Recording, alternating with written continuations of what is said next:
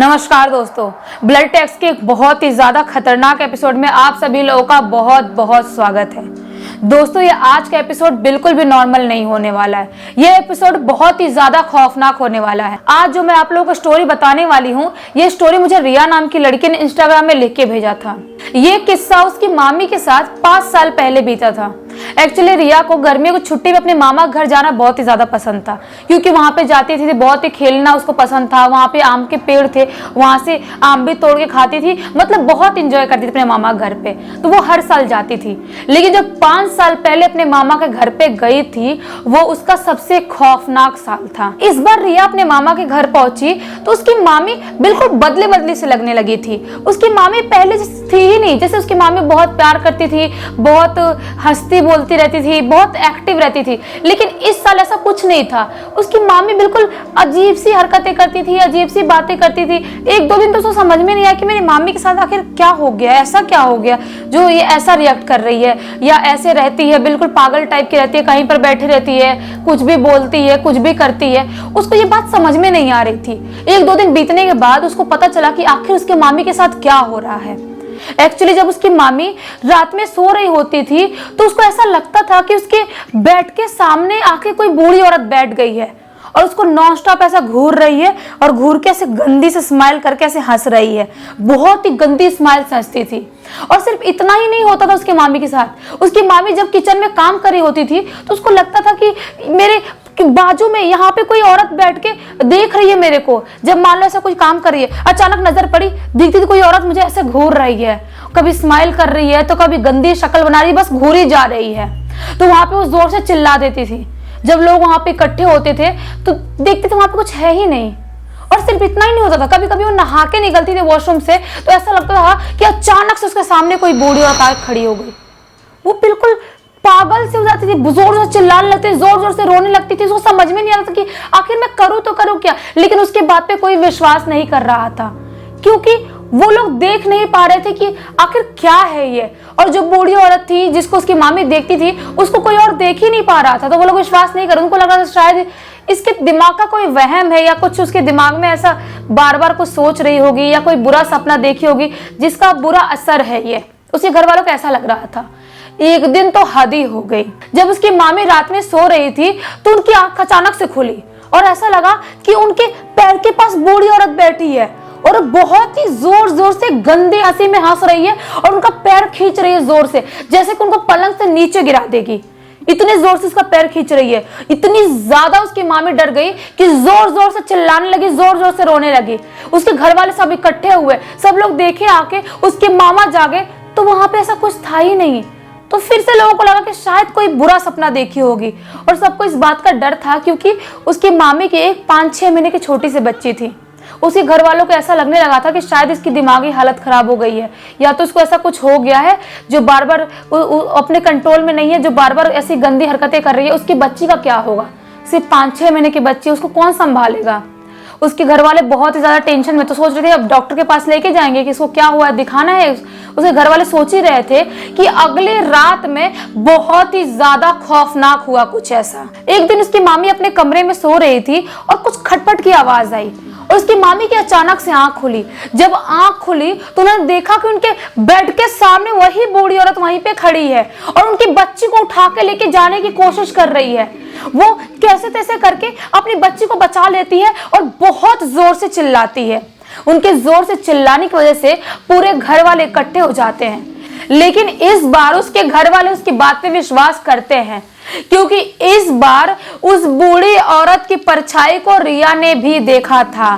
क्योंकि रिया की आदत होती थी कि जब रात में सब लोग सो जाते थे तो वो अपने हॉल में वहीं पे बैठ के रात में सीरियल देखती थी। उसको सीरियल देखना बहुत ही ज्यादा पसंद था।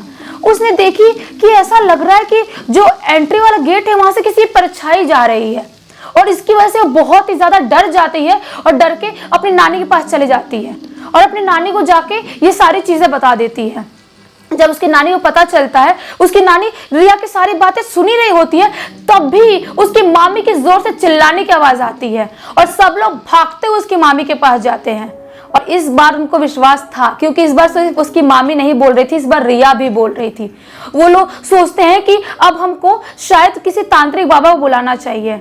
और रिया जिस गांव में रहती है वो गांव बहुत छोटा है। वो टाइम पे गांव के आसपास तांत्रिक बाबा मिल जाते हैं आसानी से, जैसे शहर में नहीं मिल पाते लेकिन गांव में आराम से मिल जाते हैं।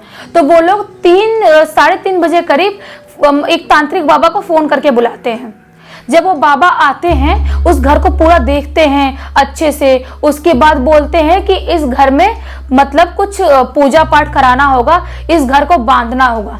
तो पहले तो उसके घर वालों को लगता है कि ये बाबा है, ये शायद पैसे लूटेगा, पैसे लूटने के लिए बोल रहा होगा, सामान मंगा रहा होगा या ज़्यादा पैसे मांगेगा। तो वो लोग पूछते क्या चाहिए आपको, तो बोलता है कि एक नारियल चाहिए, एक अगरबत्ती चाहिए और थोड़े से एक फूल का माला चाहिए। तो वो लोग सोचते हैं कि मतलब ये बाबा मतलब ढोंगी नहीं लग रहा है, लूटने वाला तो नहीं लग रहा है। तो फिर बोलते हैं और आपके पैसे कितने लोगे, बाबा से पूछते हैं घर वाले। तो बाबा जो तांत्रिक बाबा था वो बोलता है कि नहीं, मुझे कोई पैसे नहीं चाहिए, मैं इस शुभ काम के पैसे नहीं लेता। मतलब जो बाबा थे वो इतने अच्छे थे कि मतलब जो ये सब भूत बाधा हटाते थे उसके पैसे नहीं लेते थे। तो वो लोग सोचते कि नहीं, बाबा जो बोल रहे हैं अच्छा बोल रहे हैं। तो उस टाइम बाबा उनके पूरे घर को अच्छे से देखते हैं और पूरे घर को बांध देते हैं और बताते हैं कि आखिर इसकी मामी के साथ ये सब क्यों हो रहा है। क्योंकि उसकी मामी जब कुछ टाइम पहले, आई थिंक 1 साल पहले अपने मायके में गई हुई थी। जब उसकी मामी 1 साल पहले अपने मायके में गई हुई थी तो उसके जो पैर का धूल था वहां से मिट्टी उठा के कोई औरत अपने घर पे ले गई और ब्लैक मैजिक कर दी। तब से उसकी मामी के पीछे एक बूढ़ी औरत की आत्मा लगी हुई है। दरअसल जो बूढ़ी औरत थी वो बहुत ही बड़ी श्रापित चुड़ैल थी, जिसकी वजह से वो उसकी मामी को बहुत ही ज्यादा परेशान कर रही थी। तो जो तांत्रिक बाबा थे उन्होंने बोले कि मैं 3 दिन के लिए बाहर जा रहा हूँ, अभी तो एक ताबीज बना कर दे देता हूँ, ताबीज पहना दो, और घर को मैंने बांध दिया हूँ, लेकिन 3 दिन के बाद आऊंगा तो एक बड़ा पूजा करवाऊंगा, उसके बाद इस घर में वो कभी नहीं आ पाएगी। तो उस दिन पूजा पाठ करा के तांत्रिक बाबा वहां से चले गए। 2 दिन तक उसकी मामी बिल्कुल नॉर्मल थी, उनके साथ ऐसा कुछ भी नहीं हुआ। वो बूढ़ी औरत उनको कभी भी नहीं दिखी 2 दिन तक, और रात में अच्छे से उसकी मामी सो भी पा रही थी। लेकिन जब तीसरे दिन तांत्रिक बाबा उस गांव में लौट रहे थे तो उनका बहुत ही बड़ा एक्सीडेंट हो गया, जिस एक्सीडेंट में उनका एक हाथ और एक पैर फ्रैक्चर हो गया, जिसकी वजह से उनको इमीडिएटली हॉस्पिटल में एडमिट करना पड़ा। और वो लोग वेट कर रहे थे कि तांत्रिक बाबा आएंगे मतलब दूसरे दिन और उनके घर पे पूजा पाठ कराएंगे, उनके घर को अच्छे से बंधवाएंगे। लेकिन तांत्रिक बाबा नहीं आए और उनको पता भी चला कि तांत्रिक बाबा का एक्सीडेंट हो गया है। तो वो लोग सोच रहे चलो ठीक है, ऐसा कुछ एक्टिविटी अभी हो भी नहीं रही, तब तक तांत्रिक बाबा ठीक हो जाएंगे तो आएंगे तो घर पे पूजा करवा देंगे। लेकिन उसके 2 दिन बाद उसकी मामी के साथ फिर से बहुत ही ज्यादा खौफनाक घटना हुई। इस बार जो उनके साथ हुआ सब लोगों ने बहुत ही ज्यादा सीरियसली लिया।